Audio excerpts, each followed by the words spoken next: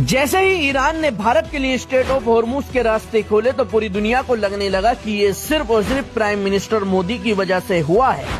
यानी कि prime minister Modi से ईरान डरता है, इसी वजह से ईरान ने स्ट्रेट ऑफ हॉर्मुज के रास्ते खोल दिए हैं। क्योंकि जो ईरान पूरी दुनिया में बड़े बड़े देशों में किसी का भी स्ट्रेट ऑफ हॉर्मुज से जहाज नहीं गुजरने दे रहा, वो ये कैसे कह सकता है कि जिस जहाज पर भारत का झंडा लगा हो वो जहाज नहीं रोका जाएगा। शुरुआत के 2 दिन तक प्रधानमंत्री मोदी की पावर का जलवा चलता रहा, लेकिन तीसरे दिन एक बड़ा खुलासा हो गया। जी हाँ, ईरान के सर्वोच्च नेता से सवाल किया जाता है कि तुमने भारत के रास्ते क्यों खोले, क्या तुम भारत से डर गए या भारत से कोई तुम्हें मतलब है? तो उन्होंने साफ लफ्जों में सबसे पहले ये कहा, ना ही हम भारत से डरे, ना ही हमने प्राइम मिनिस्टर मोदी की पावर से स्ट्रेट ऑफ हॉर्मुज के रास्ते खोले, ना ही हमें कोई भारत से लालच है। सिर्फ और सिर्फ हमने ये रास्ता भारत के मुसलमानों की वजह से खोला है, क्योंकि इस बुरी घड़ी में मुसलमान हमारे साथ खड़ा है। जिस तरह आयतुल्लाह अली खामेनी के जाने का हमें गम है, उसी तरह भारत के मुसलमानों को भी वही गम है।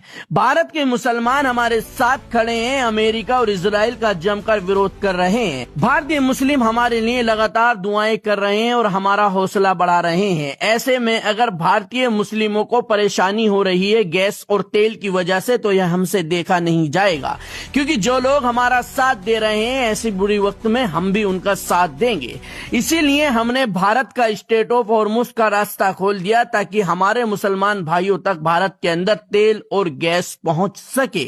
यानी सिर्फ और सिर्फ भारत में जो इस वक्त तेल और गैस आ रहा है, उसके पीछे की सबसे बड़ी वजह भारत के मुसलमान बन चुके हैं। लेकिन इस देश के अंदर एक सवाल है कि जो भी मुसलमान अगर ईरान को सपोर्ट कर रहा है तो उस पर आपत्ति जताई जा रही है, लेकिन वही मुसलमानों का आज पूरे भारत को फायदा मिल रहा है। यानी अगर भारतीय मुसलमान ईरान को सपोर्ट नहीं करते तो अभी तक भारत के अंदर तेल और गैस नहीं आता।